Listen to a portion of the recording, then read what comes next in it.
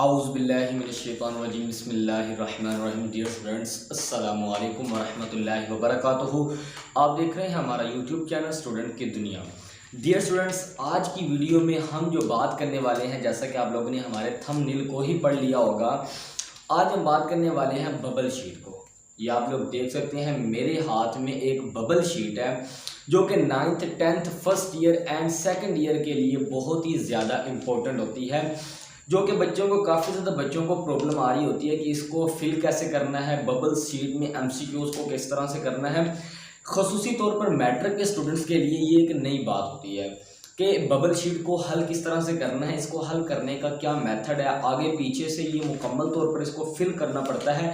ये आगे से भी होती है और पीछे से भी इसको मुकम्मल तौर पर फिल करना होता है। और अगर आगे पीछे ज़रा सी भी गलती हो जाए, रोल नंबर स्लिप में आंसर शीट में रोल नंबर को लिखते हुए अगर एक हिस्सा भी आगे पीछे हो जाए, तो फिर स्टूडेंट के जो मार्क्स होते हैं वो किसी और को मिल जाते हैं, वो बच्चा खुद ब खुद अपना नुकसान कर बैठता है। तो इस बबल शीट को सॉल्व करते वक्त किन किन बातों को जहन में रखना है और किस लिहाज से इसको फिल करना है, कौन सा पेन यूज़ करना है, कौन सा मार्कर यूज़ करना है, इन तमाम बातों के हवाले से बहुत ही ज़्यादा इम्पोर्टेंट है ये वीडियो, ख़ुसूसी तौर पर 9th 10th first year and second year के स्टूडेंट्स के लिए। तो हम इस वीडियो के अंदर इस बारे में बातचीत करेंगे। इससे पहले कि मैं वीडियो स्टार्ट करूँ, अगर आप लोग हमारे चैनल पर न्यू हैं तो हमारे चैनल को सब्सक्राइब लाजमी तौर पर कर लें, क्योंकि हम इस तरह की इंफॉर्मेटिव वीडियोज़ स्टूडेंट्स के लिए लाते रहते हैं। डियर स्टूडेंट्स, हम अपनी वीडियो का आगाज़ करते हैं। Let's start the video. जी बिस्मिल्लाहिर्रहमानिर्रहीम। अब हम लोग आ चुके हैं बबल शीट के ऊपर, जिसे बाज़ औक़ात इसका जो दूसरा नाम है वो हम इसे आंसर शीट भी कहते हैं। आंसर शीट हो चाहे बबल शीट हो, दोनों का नाम एक ही है, एक ही चीज़ है। अच्छा जी, सबसे पहले हमारे पास ये बबल शीट होती है।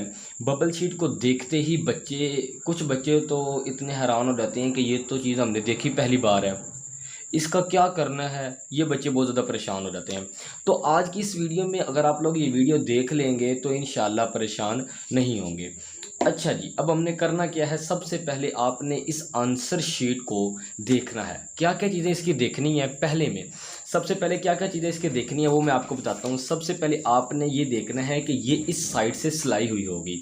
ये आप देख रहे हैं डॉट आपको नज़र आ रहे हैं, ये जो डॉट है इस जगह से ना ये सिलाई हुई होगी। सबसे पहले आपने ये देखना है कि इसकी ये जो सिलाई है ये मुकम्मल तौर पर हुई हुई है।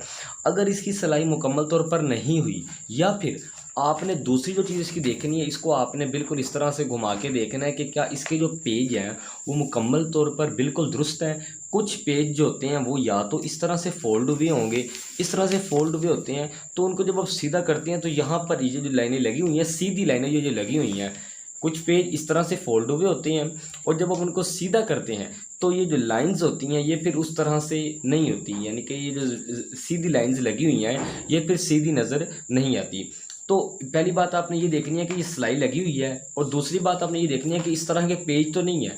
अगर इन दोनों में से एक भी सूरत आपको नज़र आती है, यानी एक भी चीज़ आपको मसला करती हुई नज़र आती है, तो फिर आपने क्या करना है, अपने इम्तिहान में मौजूद निगरान को ये बात बतानी है और अपनी ये आंसर शीट को चेंज करवा लेना है, क्योंकि उनके पास आंसर शीट्स बहुत ज़्यादा होती हैं। आप इजीली जब उनसे कहेंगे तो वो आपको चेंज कर देंगे।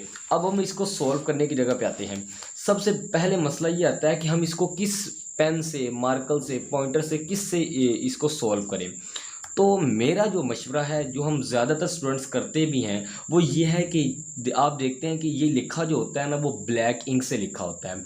देखिए डेट में भी ब्लैक इंक, मैट्रिक, इंटर, ये सारा कुछ जो लिखा हुआ है ये ब्लैक इंक से लिखा हुआ है। तो आपको चाहिए कि इससे उल्ट, यानी कि डिफरेंट कलर यूज़ करते हुए लिखें।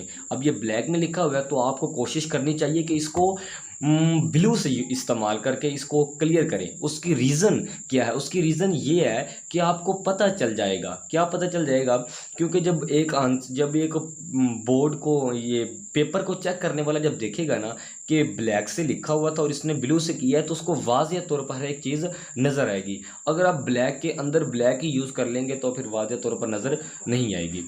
पहली बात आपने क्या करनी है, इसको सॉल्व करते हुए आपने ब्लू इंक का इस्तेमाल करना है। अब लाजमी नहीं है वो ब्लू इंक पेन में हो, या फिर ये भी लाजमी नहीं है कि वो ब्लू इंक पॉइंटर में हो। आप पॉइंटर भी यूज़ कर सकते हैं। पॉइंटर की निब चूँकि बारीक होती है, बहुत ज़्यादा बारीक होती है, तो आप उसको, मैं तो कहूँगा कि आप वही ब्लू पॉइंटर ही यूज़ करें। फिल वक्त मैं ब्लू पॉइंटर नहीं यूज़ कर रहा, मैं इंक पेन से ही आपको समझाऊंगा। तो आप चाहें तो ब्लू पॉइंटर से भी हल कर सकते हैं, या चाहें तो आप फिर इंक पेन से भी हल कर सकते हैं। अच्छा जी, सबसे पहले आपने क्या चीज़ को हल करना है? सबसे पहले आप देखें यहाँ पर लिखा हुआ है DDMMYYY। इसका मतलब क्या है? इसका मतलब यह है कि आपने डेट लिखनी है, मंथ लिखना है और ईयर लिखना है। फॉर एग्जांपल 11 तारीख को आपका पहला एग्ज़ाम है, 11 तारीख को, तो 11 तारीख को आपका पहला एग्ज़ाम है, ये सिलाई हुआ होगा। ये तो मैंने वैसे फ़ोटोकॉपीज़ करवाई हैं आपको, सिर्फ और सिर्फ प्रैक्टिकल करवाने के लिए, आपको समझाने के लिए। अगर आपने भी प्रैक्टिकल करना हो तो कमेंट सेक्शन में बताइएगा, मैं आपको किसी न किसी ज़राए से ये आपको ये मौसूल करवा दूंगा कि आपने किस तरह से इसे हासिल कर सकते हैं।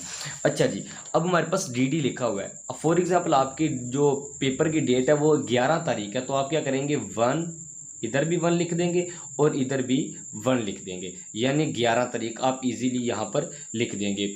11 तारीख आ जाएगी। अब उसके बाद 11 आपने लिख दिया। अब 11 लिखने के बाद आपने आगे मंथ लिखा हुआ है। फॉर एग्जांपल अगर आपका अप्रैल का मंथ है, मई का या जून का है, फॉर एग्जांपल आपका जून का है, तो आप लिख देंगे 06। यहाँ पर आप, मैं ज़रा मार्कर इस्तेमाल कर रहा हूँ ताकि आपको वाज़िया तौर पर नज़र आ सके। तो ये हमारे पास आ गया जी 11। अब उसके बाद यहाँ पर क्या आ जाएगा जी 06, ये जो आपका जो भी मंथ होगा वो आ जाएगा। अब उसके बाद ईयर, फॉर एग्जांपल अगर आप 2022 में एग्ज़ाम दे रहे हैं तो फिर आपका आ जाएगा 2022। ये हमारे पास आ जाएगी डेट। डेट को आपने बिल्कुल इस तरह से लिखना है कि डब्बे के बाहर, बॉक्स के बाहर ना आए। अब आगे क्या करना है, आपने देखना है कि आपकी मॉर्निंग टाइम है या फिर इवनिंग टाइम है। अगर मॉर्निंग टाइम है तो आपने M वाले बॉक्स को फिल कर देना, और अगर इवनिंग टाइम हुई तो आपने इवनिंग वाले को। फॉर एग्जांपल मेरी मॉर्निंग टाइम है तो फिर मैं M वाले को कर दूंगा, यानी मेरी मॉर्निंग टाइम है। ठीक है, ये आपने बिल्कुल एहतियात से, बहुत ज़्यादा एहतियात के साथ प्यारे अंदाज में इसको क्लियर कर देना है। ये हो गया। अब उसके बाद नीचे क्या लिखा हुआ है, नीचे लिखा हुआ है रोल नंबर। अब रोल नंबर, आपको रोल नंबर स्लिप जो मिलती है उसके ऊपर लिखा होता है 6 हिंसों का रोल नंबर लिखा होता है, यानी 6 डिजिट्स पर मुश्तमिल एक रोल नंबर आपको मिलता है। फॉर एग्जांपल जो किसी बच्चे का रोल नंबर है वो है जी 40 84 36। फॉर एग्जांपल ये किसी बच्चे का रोल नंबर है। आपने क्या करना है जी, ये आपके पास रोल नंबर है। फॉर एग्जांपल आपका कुछ भी हो, आपने इस अंदाज से करना है, यानी जो मैं आपको तरीका बता रहा हूँ, ये आपका क्या है जी, रोल नंबर है। तो आपने क्या करना है, सबसे पहले इन बॉक्सेस में आपने रोल नंबर लिख लेना है जी। रोल नंबर क्या है, 40 84, 40 आ जाएगा जी, 40 84 84, 40 84 36। हाँ, इसको लिखने के दौरान या फिर इस पूरे पेपर को, यानी ये बबल शीट को कुछ भी लिखने के दौरान, यानी आपका रोल नंबर गलत हो जाता है या फिर पेपर कोड गलत हो जाता है, तो फिर आपको क्या करना चाहिए, आपने परेशान नहीं होना। जो आपके पास निगरान होगा उसे अपना मसला बताना है। वो या तो इसके ऊपर साइन करके, अगर वो इसके ऊपर साइन कर देता है ना, तो आपका जो मसला होगा आप उसके ऊपर इस तरह कटिंग करके इसके ऊपर लिख सकते हैं। यानी फॉर एग्जांपल यहाँ पर 4 आया है लेकिन मेरे रोल नंबर स्लिप में यहाँ पर 5 आता है, तो आपने क्या करना है, इसको कटिंग करके चाहे तो साइड पे लिख दें चाहे ऊपर लिख दें, तो वो आपका कंसीडर होगा। लेकिन उस सूरत में होगा अगर आपने साइन करवाए होंगे। Is that clear? आपको ये बात समझ आ गई होगी कि आपको अगर इनको सॉल्व करने में कोई मसला आता है, कोई मुश्किल आती है, अगर आपने कोई डिजिट गलत लिख दिया है तो फिर आपने क्या करना है, तो वो निगरान को बता के उससे साइन करवा लेने हैं और फिर हो जाएगा। अच्छा जी, आपने रोल नंबर लिख दिया। अब बबल को सॉल्व करने की बात आ जाती है। तो बबल को सॉल्व करने के लिए बहुत से बच्चे 604 मार्कर इस्तेमाल कर लेते हैं, 605 मार्कर इस्तेमाल कर लेते हैं। तो ये मार्कर इस्तेमाल नहीं करने, क्योंकि उसकी रीज़न ये होती है कि जो हमारे पास 604 होते हैं, 605 होती हैं, उनकी इंक बाहर फैल जाती है, बॉक्सेस से बाहर फैल जाती है। आप देख सकते हैं कि यहाँ पर बना भी हुआ है, ये देखें। उन्होंने कहा है जी, इस बात का ख्याल रखें कि दायरा मुकम्मल पुर हो और स्याही दायरे से बाहर ना निकले। मिसाल के तौर पर ये लिखा हुआ है सही, ये देखें, ये लिखा हुआ है सही, ये उन्होंने इंक थोड़ी बहुत आगे पीछे की हुई है तो ये लिखा हुआ गलत, और ये उन्होंने बहुत ज़्यादा बाहर की हुई है तो ये भी क्या लिखा हुआ गलत। आपने इस तरह से बिल्कुल प्रॉपर अंदाज में इनको फिल करना है। जैसे अब लिखा हुआ है 4, आपने क्या करना है, यहाँ से स्टार्ट करना है 0 डब, ये बॉक्सेस के अंदर लिखा हुआ है 0 1 2 3 4। हाँ जी, अब आप 4 है तो आपने यहाँ पर 4 को फिल कर देना है, ये हमारा 4 फिल हो गया। अब आगे क्या लिखा हुआ है 0, तो आपने 0 वाले बॉक्स को फिल कर देना है, आहिस्ता से करना है। अब आगे क्या लिखा हुआ 8 0 1 2 3 4 5 6 7 8, तो आपने 8 वाले को फिल कर देना है, ये हो गया 8 वाला। अब आगे क्या लिखा हुआ है 4 0 1 2 3 4, ये आपने 4 वाले को फिल कर दिया। अब उसके बाद 3 है 0 1 2 3, ये हमारे पास 3 वाला फिल हो जाएगा इस तरह से। अब उसके बाद 6 है 0 1 2 3 4 5 6, ये हमारे पास आ जाएगा जी 6 वाला। ये लें जी, ये हमारे बॉक्सेस हो गए क्लियर। आपने फिर भी एक बार देख लेना है, कोई मेरा बॉक्स आधा फिल हुआ हो या कोई रह गया हो, तसल्ली के साथ। ये हमारे पास हो गया है, ये हमारा क्या हो गया जी, ये हमारी रोल नंबर स्लिप हो गई है। और ये हमने बहुत अच्छे अंदाज से इसको बॉक्सेस में भी, बबल शीट को भी फिल कर लिया है। अब आगे लिखा हुआ है पेपर कोड। अब ये पेपर कोड क्या होता है, आपको मिलेगा एक पेपर, पेपर के इस साइड पे, फॉर एग्जांपल ये आपके पास एक पेपर है ना, तो पेपर के मिड में लिखा होगा पेपर कोड, और फिर हिंसों में आगे लिखा होगा, इधर उर्दू में लिखा होगा कि पेपर कोड, ठीक है, और आगे फिर हिंसों में लिखा होगा 4 6 2 9 8। अब फॉर एग्जांपल आपका पेपर कोड था 4896, तो आप क्या करेंगे, यहाँ पर लिख लेंगे जी 4896, ये आपका आ जाएगा इस तरह से 4896। आपने क्या करना है, ये आपके पास आ गया तो आपने इसको भी बिल्कुल वैसे ही फिल कर देना 0 1 2 3 4, ये हमारे पास आ जाएगा जी 4 वाला, 4 आ गया। फिर क्या है जी 8 है 0 1 2 3 4 5 6 7 और 8, ये हमारे पास आ जाएगा 8। अब 9 वाला जाहिर बात है, यहाँ पर 8 है तो यहाँ पर क्या आ जाएगा 9 आ जाएगा। 9 के बाद क्या 6 है 0 1 2 3 4 5 6, तो ये हमारे पास क्या आ जाएगा जी 6 आ जाएगा। अब बात रहेगी ये वाली कि कुछ बच्चे कहते हैं जी हमें पेपर को हल करते हुए ब्लू इंक का इस्तेमाल करना चाहिए या फिर ब्लैक इंक का इस्तेमाल करना चाहिए या फिर किस इंक का इस्तेमाल करना चाहिए। तो जी पेपर को सॉल्व करते हुए आपने जिस इंक का इस्तेमाल करना है वो यहाँ पर लिखा हुआ है, आप पढ़ सकते हैं। यहाँ पर उम्मीदवार को सिर्फ नीले या काले पेन मार्कर को इस्तेमाल करने की इजाज़त है। कौन कौन सी इंक आप इस्तेमाल कर सकते हैं, ब्लू एंड ब्लैक, यानी नीली और काली इंक हो, चाहे इंक पेन हो, ये मार्कर हो 604 605, ब्लैक में हो या फिर ब्लू में हो, इन दोनों में आप इसको इस्तेमाल कर सकते हैं। ये जी हमारे पास ये फिल हो गया। अब इसके बाद इस साइड पे आ जाएंगे, यहाँ पर लिखी होगी जी डेट। आपने क्या करना है जी, डेट आपने सॉल्व करनी है। डेट आपने जो यहाँ पर लिखी होगी वही यहाँ पर लिख देनी है। फॉर एग्जांपल यहाँ पर हमने डेट लिखी है 11 लिख के ये लाइन आ जाएगी, फिर हमारे पास आ जाएगी 6 और फिर हमारे पास आ जाएगा जी 2022। ये मेरा बॉक्स से बाहर आ गया है, लेकिन आपने पूरी कोशिश करनी है बॉक्स के अंदर है। क्योंकि मैं आपको समझा रहा हूँ तो मैं इतने यानी फोकस के साथ नहीं लिख रहा, तो आपने जब लिखना है आपने ये जो 2022 लिखा हुआ है ये आपने बॉक्स के अंदर ही रखना है। अब उसके बाद आप मैट्रिक का एग्ज़ाम दे रहे हैं या फिर इंटर का, जो जिसका आप एग्ज़ाम दे रहे हैं उसको आप फिल कर लेंगे। ये लिखा हुआ है मैट्रिक या फिर इंटर, मैट्रिक में M लिखा हुआ है और इंटर में I लिखा हुआ है, तो फिर आप मैट्रिक का दे रहे हैं तो आप मैट्रिक वाले बॉक्स को फिल कर लेंगे बहुत अच्छे अंदाज से, आहिस्ता। ये लें, ये हमारे पास फिल हो गया। अब आगे लिखा है जी आप मैट्रिक का एग्जाम तो दे रहे हैं, लेकिन आप पार्ट 1 का दे रहे हैं या फिर पार्ट 2 का। अगर आप लोग 9th क्लास में है तो फिर पार्ट 1, अगर आप लोग 10th क्लास में है तो फिर पार्ट 2।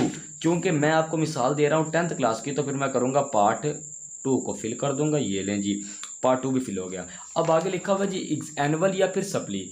एग्ज़ाम भी हमारे पास 2 तरह के होते हैं, एक एनुअल होता है और एक सप्ली वाला होता है। क्योंकि आप एनुअल दे रहे होंगे तो फिर आप एनुअल वाले बॉक्स को फिल करेंगे, और अगर आप लोग सप्ली का दे रहे होंगे तो फिर आप लोग सप्ली को क्लियर करेंगे, यानी सप्ली वाले बॉक्स को फिल करेंगे। लेकिन मैं चूंकि एनुअल का दे रहा हूं तो फिर इस वजह से मैं एनुअल को ही फिल करूंगा। ये लें जी, एनुअल भी फिल हो गया। अब उसके बाद आपकी शिफ्ट कौन सी है, मॉर्निंग है या फिर इवनिंग है। अगर आपकी मॉर्निंग वाली है तो फिर मॉर्निंग को, या फिर इवनिंग वाली है तो फिर आप इवनिंग को। चलें जी, हम मॉर्निंग वाली को क्लियर कर लेते हैं जी। ऊपर हम मॉर्निंग, चूँकि इस साइड पे मैंने लिखा था, ये देखिए, ये जब मैंने पहले फिल किया था तो यहाँ पर मैंने मॉर्निंग लिखा था, तो यहाँ पर भी मैं मॉर्निंग को ही फिल कर रहा हूँ। ये मेरी हो गया। नीचे लिखा हुआ है सब्जेक्ट, ये जो लास्ट बॉक्स है इसमें लिखा हुआ है सब्जेक्ट, यानी आपका सब्जेक्ट कौन सा है। तो जी मेरा सब्जेक्ट है जी इंग्लिश का। फर्स्ट जो एग्ज़ाम है वो इंग्लिश का है, तो फिर मैं यहाँ पर लिखूँगा इंग्लिश, ENGLISH इंग्लिश। लो जी मेरा फर्स्ट एग्ज़ाम जो था वो इंग्लिश का था, अभी आपका जो एग्ज़ाम है वो भी इंग्लिश का है, तो फिर मैंने इंग्लिश को ही लिख लिया। अब आ जाते हैं ये बॉक्स बना हुआ है, इसमें इंस्ट्रक्शन लिखी हुई देखें, इंस्ट्रक्शंस यानी हदायत। वो कौन सी हदायत है जो यहाँ पर हमने कर ली हैं, वो कौन कौन सी मैं आपको बता देता हूँ। पहली ये है कि आपने नीली या काली रोशनाई का इस्तेमाल करना है, ये भी मैंने आपको बता दी। अब उसके बाद आपने बॉक्स को किस तरह से फिल करना है ये भी मैंने आपको बता दिया। अब उसके बाद कागज़, अब आगे क्या लिखा हुआ है ये आप देख सकते हैं, कागज़ को मरोड़ना या स्टेल करना मना है। ये स्टेपल करना, स्टेपल करने से मुराद ये है कि आप किसी और शीट को यहाँ पर स्टेपल करना चाहते हैं, तो ये कह रहे हैं दोनों सूरतों में मना है। कागज़ को यानी कि मोड़ना, यानी कि इस तरह कर देना, ये मेरा पेज ख़राब हो गया है, बाज़ वक़्त बच्चों की ये शीट ख़राब हो जाए ना, तो फिर वो क्या करते हैं जी, वो इस तरह से इसको फोल्ड करके ना फोल्ड कर देते हैं जी, ये मेरी ख़राब होगी इस तरह से, तो इस तरह से आपने इसको नहीं करना। ये हदायत जो है ये मेरे पास तीसरी हदायत है, ये भी होगी। अब दायरे को ऊपर गई एक मखसूस जगह पर रोल करें। अब जी दायरे को ऊपर दी गई मखसूस जगह पर रोल करें। मखसूस जगह पर रोल करने का मतलब है जो दायरे की जगह है वहाँ पर ही आपने रोल करना है, उसको फिल करना है, आगे पीछे इसको फिल नहीं करना, तो ये भी हो जाएगा।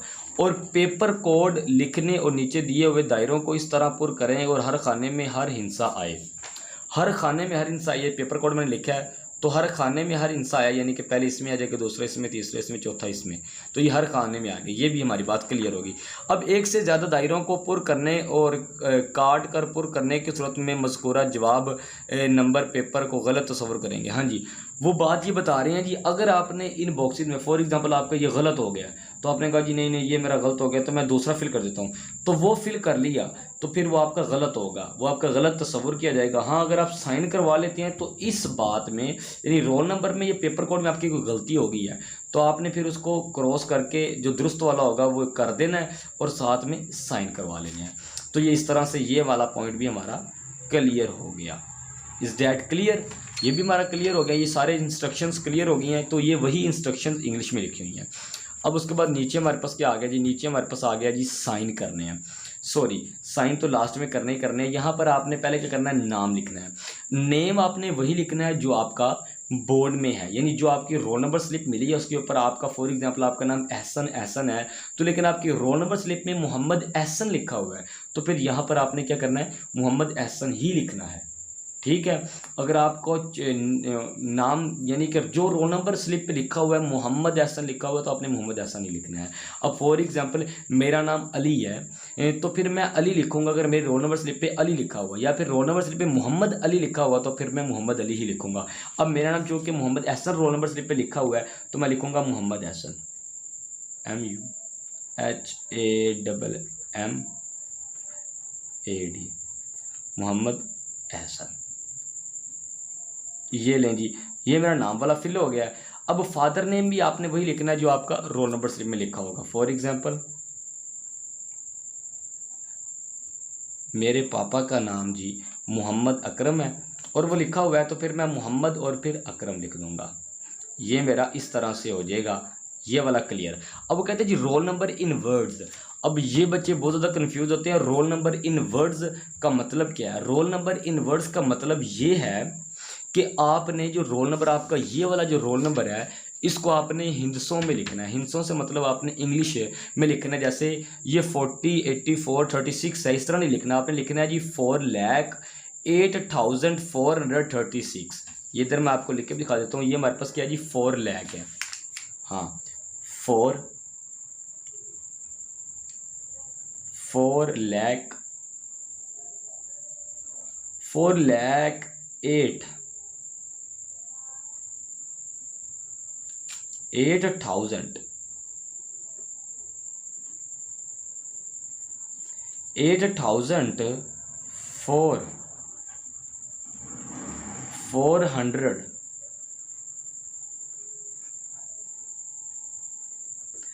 436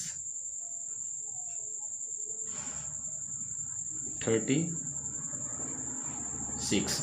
ये हमारे पास आ जाएगा जी हिंसों में हमारा रोल नंबर भी हमारा हिंसों में आ गया, ये दो चीज़ें भी आ गई। अब नीचे लिखा हुआ है सिग्नेचर ऑफ कैंडिडेट, यानी जो आप कैंडिडेट जो यानी अभी मैं पेपर सॉल्व कर रहा हूँ तो मैं अपने सिग्नेचर करूँगा, जो शख्स पेपर सॉल्व कर रहा है वो पेपर सिग्नेचर करेगा, यानी सिग्नेचर ऑफ कैंडिडेट, तो मैं अपने सिग्नेचर करता हूँ।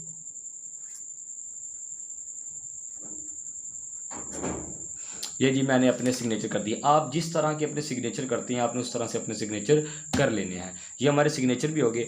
अब नीचे लिखा हुआ है सिग्नेचर ऑफ डिप्टी सुपरिटेंडेंट, यानी सिग्नेचर इस जगह पर उस शख्स के सिग्नेचर आएंगे जो हमारे अदारे का जिस जगह पर हम एग्ज़ाम दे रहे हैं सुपरिटेंडेंट होगा, यानी आपके पास सुपरिटेंडेंट आएगा, उसने खुद यहाँ पर सिग्नेचर करने हैं।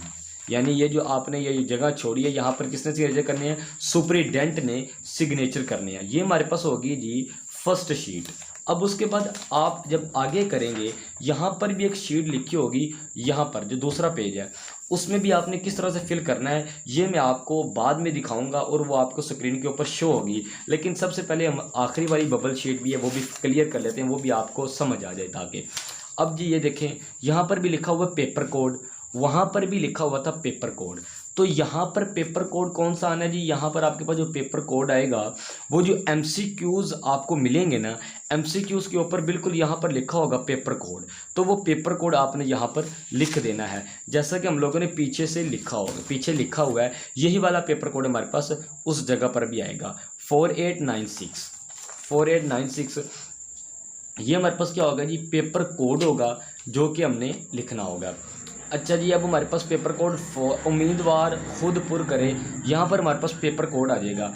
अब आपने क्या करना है, यहाँ पर आपने पेपर कोड लिखना है और यहाँ पर भी हमारे पास पेपर कोड आ गया था, इस साइड पे भी हमारे पास पेपर कोड आ गया था 4896, तो यहाँ पर भी आपने लिख लेना है 4896।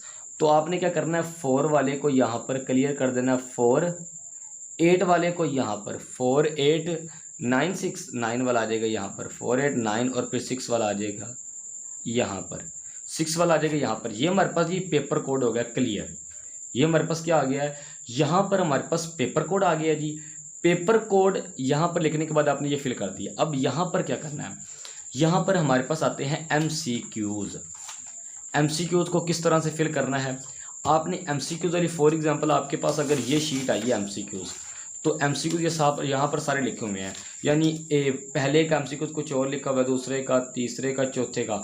अगर पहले का A ऑप्शन है तो आपने A को टिक कर देना है, दूसरे का D ऑप्शन है तो आपने D को टिक कर देना है, तीसरे का C ऑप्शन है तो आपने C को टिक कर देना, चौथे का B ऑप्शन है तो आपने B को टिक कर देना है। और जब आपने यहाँ पर लगाना है तो ये वाला जो MCQs वाला होगा वो आपने साथ रख लेना है और ये वाला इसके ऊपर रख के आपने देखना जी मैंने पहले का कौन सा लगाया है। आपने देखना है जी मैंने पहले का लगाया A वाला टिक किया है, तो फिर आपने क्या करना है, पहले को A वाला सर्कल कर देना है। दूसरा देखना, दूसरे का D किया था, दूसरे के MCQs का D किया था तो आपने दूसरे का D कर देना है। तीसरे का क्या है, C किया था तो आपने तीसरे का भी C कर देना। चौथे का क्या किया, चौथे का जी आपने B किया तो आप यहाँ पर B लिख देंगे। यानी इस तरह से आपने ये सारे सॉल्व कर लेने हैं। किस तरह से, ये जो आपने इस तरह से सारे सॉल्व कर लेने हैं। ये आपके पास दोनों आ जाएंगे। आप चाहे आपके पास 15 MCQs हो, 18 MCQs, जितने MCQs होंगे आपने इसको इस तरह से फिल कर देना। अब नीचे एक नोट भी लिखा हुआ है, मैं आपको पढ़वा देता हूँ। ये लिखा हुआ है जी, एक से ज़्यादा दायरों को पुर या काट कर लिखने की सूरत में मज़कूरा जवाब गलत तस्वर किया जाएगा। यानी अगर आपने MCQs को सॉल्व करते हुए ये लिख दिया कि इसका A ऑप्शन भी आपने लगा दिया है, तो आपको बाद में याद आया no no no no option A तो नहीं था, ऑप्शन D था, तो आपने D को भी सॉल्व कर दिया, तो फिर आपका ये क्या होगा, गलत होगा। ये नहीं होगा कि आपका जो दुरुस्त वाला है उसको टिक कर दिया जाए, नहीं नहीं, ये आपका गलत तस्वर किया जाएगा। अब उसके बाद नीचे आप देख सकते हैं लिखा हुआ है कि इसको सिर्फ मुमतहिन पुर करें। जो इम्तहान लेने वाला होगा वो क्या करेगा, इसको सिर्फ मुमतहिन पुर करेगा, वही इसको, ये देखें लिखा हुआ है मार्क्स ऑब्टेन, जितने मार्क्स आपके आएंगे वो यहाँ पर लिख देगा। और ये जो सारी नीचे जगह है ये किसने पुर करनी है, एग्जामिनर ने, जो आपका चेक कर रहा होगा, सिर्फ मुमतहिन ने पुर करनी है। आपने इसको पुर नहीं करना और फिर परेशान भी नहीं होना कि इसको किस तरह से पुर करना है।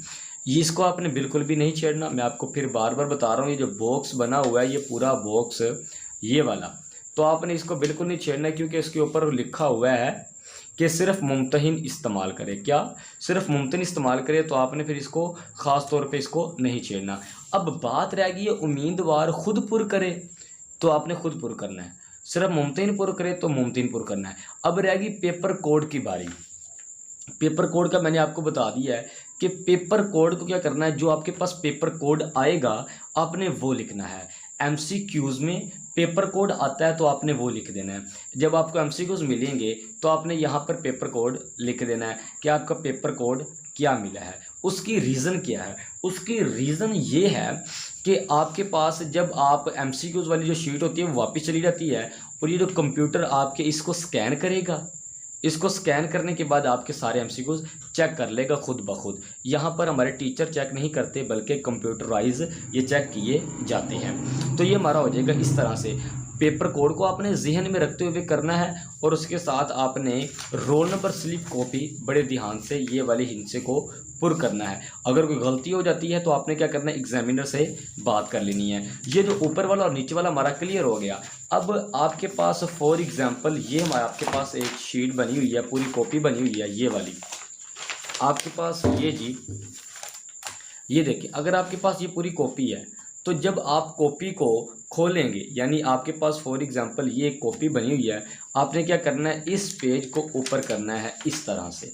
जब आपने इस पेज को इस तरह से किया तो यहाँ पर आपको एक शीट नज़र आएगी जिसके ऊपर जो लिखा होता है वो आपको स्क्रीन के ऊपर शो हो रहा है एक फ़ोटो की सूरत में। अब आपको वो जो फ़ोटो है वो नज़र आ रही होगी, वो फ़ोटो को आपने देखते जाना है और हल करते जाना है। पहले लिखा हुआ है जी दस्तखत उम्मीदवार, जो उम्मीदवार है जो इम्तिहान दे रहा है वो क्या करेगा, दस्तखत करेगा। दस्तखत क्या करने हैं, उर्दू में आपने नाम लिख देना है उर्दू में। उसके बाद जी मजमून लिखा हुआ है। मजमून मतलब आपने आपका कौन सा मजमून है, किस मजमून का एग्ज़ाम है, तो आपने उस मजमून से आपने टैली कर लेना है। वो मजमून आपका हो जाएगा। वो मजमून जब आपका हो जाएगा तो फिर आपने क्या करना है, मजमून यानी इंग्लिश का है तो आपने इंग्लिश लिख देनी है, फिज़िक्स का है तो आपने फिज़िक्स लिख देना है। अब पर्चा कौन सा है, सालाना है या फिर 6 माह बाद वाला है, तो आपने लिखना है पर्चा सालाना। क्या लिखना है, पर्चा क्या लिख देना है, पर्चा सालाना लिखना है। ग्रुप क्या लिखना है, ग्रुप आपने लिखना है 1, यानी अगर आप सुबह टाइम कर रहे हैं तो ग्रुप 1, अगर दोपहर टाइम कर रहे हैं यानी कि सेकंड टाइम आपका बना है तो ग्रुप 2 आ जाएगा। यहाँ पर ग्रुप 1 आ जाएगा। तो ये फर्स्ट टाइम वालों के लिए, अब हम फर्स्ट टाइम कर रहे हैं तो हमारा ग्रुप 1 आ जाएगा। अगर कोई सेकंड टाइम कर रहा है तो आपका ग्रुप 2 आ जाएगा। ये ग्रुप 1 और ग्रुप 2 आपके एग्ज़ाम जो आपके पास एमसीक्यूज़ वाली आएगी उसके ऊपर भी लिखा होगा ग्रुप 1 ये का है या फिर ग्रुप 2 का है। अब उसके बाद हमारे पास आ जाएगा जी ये गुजरांवाला बोर्ड या फिर लाहौर बोर्ड, इसको आपने नहीं छेड़ना। ये जो खाली जगह ये वैसे की वैसे ही रह जाएगी। अच्छा जी, अगर आपको एग्ज़ाम को सोल्व करते हुए कोई चीज़ जहन से निकल जाती है कि इसको किस तरह से पुर करना है, तो फिर आप एग्ज़ामिनर से पूछ सकते हैं। और अगर एग्जामिनर नहीं बता रहा होता तो आप फिर उससे यानी कि रिक्वेस्ट करके आप उससे पूछ सकते हैं, क्योंकि ये जो टाइम होता है ये बहुत ज़्यादा इम्पोर्टेंट टाइम होता है। इस वक्त आपने कोई छोटी सी गलती कर दी तो फिर भी आपको बहुत ज़्यादा नुकसान हो सकता है। लेकिन बहुत ज़्यादा मसला सिर्फ रोल नंबर स्लिप में आपको आता है। रोल नंबर लिखते हुए आपने देखना होता है, आगे पीछे आपको इतना ज़्यादा नहीं आएगा। अच्छा, ये पर्चा आपका हो गया, ग्रुप ए हो गया यानी 1 हो गया, आपने 1 लिख दिया। अब रोल नंबर हिंसों में जैसे हमने पहले लिखा था 408436, तो आपने डब्बे में लिख देना 40388436, ये आ जाएगा। अब आगे लिखा हुआ जी लफ्ज़ों में, आपने लफ्ज़ों में लिख देना जी 4,08,336, ये आपने लफ्ज़ों में लिख देना है। अब नीचे लिखा हुआ जी नाम उम्मीदवार, तो आपने उम्मीदवार का नाम लिख देना है, यानी आपने अपना नाम लिख देना है। वालदियत यानी अपने बाप का नाम लिख देना है। इम्तिहान कौन सा है, ज़िमनी है या फिर सालाना है, तो आपने सालाना के ऊपर क्या कर देना है, टिक कर देना है। सालाना के ऊपर टिक कर देंगे। नीचे लिखा होगा नाम इम्तिहानी सेंटर, यानी जिस सेंटर के अंदर आप बैठ के इम्तिहान दे रहे हैं ना उस सेंटर का नाम लिख देंगे। जैसे जी अब फॉर एग्जांपल किसी बच्चे का स्कूल बनाया जी साइंस कॉलेज लाहौर, तो आप लिखेंगे जी government college science Wahdat road Lahore. आप इस तरह से अपने सेंटर का नाम लिख देंगे, जिस सेंटर में बना है उस सेंटर का ही सिर्फ आपने नाम लिखना है। अब उसके बाद नीचे लिखा हुआ है जी दस्तखत डिप्टी सुपरिटेंडेंट। तो जो दस्तखत है वो डिप्टी सुपरिटेंडेंट ने करने हैं, आपने उसको नहीं छेड़ना। अब नीचे एक बॉक्स बना हुआ है, इस बॉक्स के अंदर आपने अपने थंब का साइन लगाना है। यानी जब आपके पास सुपरिटेंडेंट आएगा तो वो थंब, आप उसके पास पैड होगा, आपने वहाँ पर अपना थंब लगा के इस बॉक्स के अंदर लगा देना है। अब नीचे भी एक लाइन बनी होगी, उसके अंदर दोबारा आपने अपना नाम लिखना है, पर्चा लिखना है, सालाना, ग्रुप जो आपका होगा, यानी सुबह टाइम दे रहे हैं तो A1 आ जाएगा, सेकंड टाइम दे रहे हैं तो 2 आ जाएगा, तो वो आपका ग्रुप भी आ जाएगा। और फिर इम्तिहान कौन सा, सालाना या ज़िमनी, तो आपने सालाना लिख देना है। यानी ग्रुप भी आपने लिखना है, ये फर्स्ट टाइम है तो 1 लिखेंगे, सेकंड टाइम है तो 2 लिख देंगे, और उसके साथ पेपर कोड भी लिखना है। ये हमारी सारी बातें थी, कौन सी, जो हमने बहुत एहतियात से सॉल्व करनी थी। आज की वीडियो में हम आपको बता चुके हैं कि आपने किस किस तरह से एग्ज़ाम को सॉल्व करना है।